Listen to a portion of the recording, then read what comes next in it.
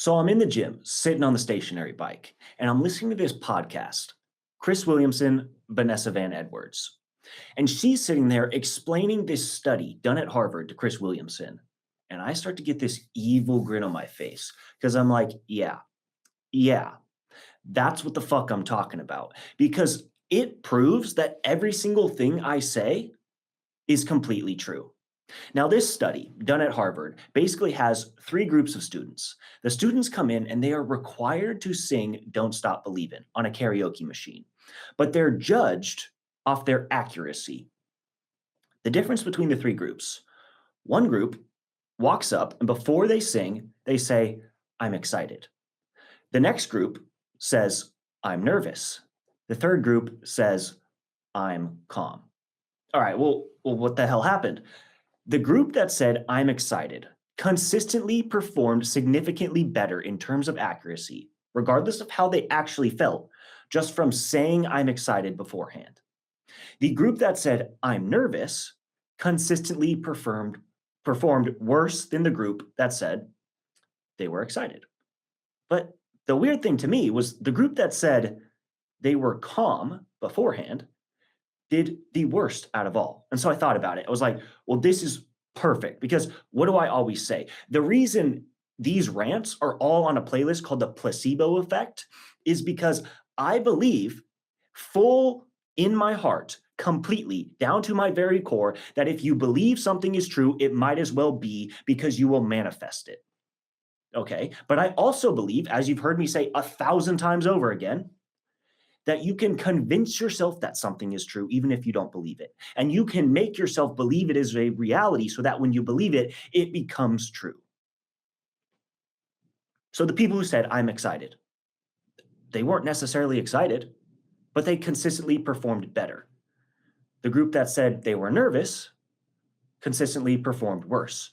So just acknowledging the mindset that they might not even be in, speaking it into words, brought it to fruition. But the outlier, the calm group, what the hell is that? Well, I thought about it.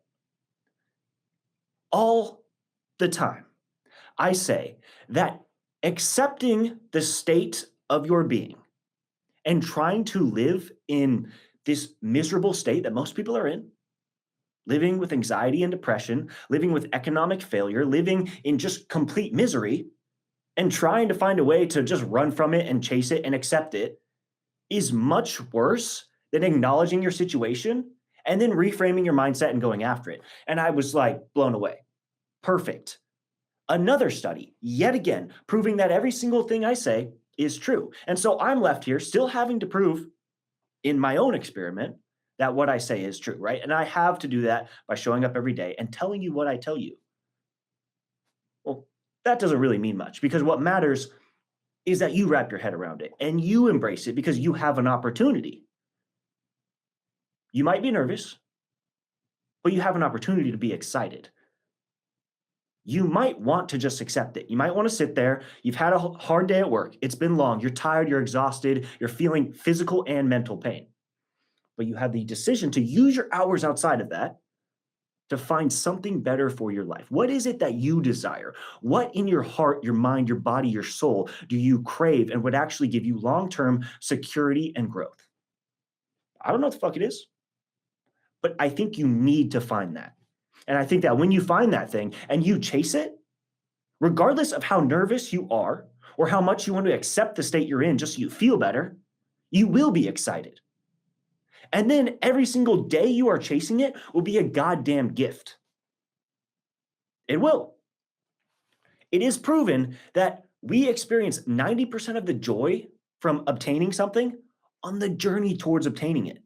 I can think about some of the best days of my life were when I was working 6 days a week and I had that one day where I just worked on this channel or my own personal project, right? I was working 12, 14 hours a day. I had zero time, but what did I do? Every single minute and second outside of that, I spent trying to figure out Premiere Pro, trying to figure out how to record things. And then that one day, that one sweet day, where it was all just this thought about upward momentum. It was this thought that I'm excited to get the fuck out of here. And gradually, it becomes more and more true because I believe it, because I'm excited. Even if I am nervous because what happens when I have some kind of financial catastrophe? What happens when I go up in flames and I light on fire like I did? Uh-oh, I'm fucked. All right, I'm excited I have an opportunity and I'm going to still chase things. And yet again, another study proves exactly what I have said. So I urge you, grasp life. Find something worth actually living for because there is a life worth living. It's out there for you. I don't know what it is for you specifically, but deep down, if you don't know it, you can find it. And if you are questioning it, I believe that you have the capability to obtain whatever you desire. Just put your head down, cut out the bullshit, and chase it.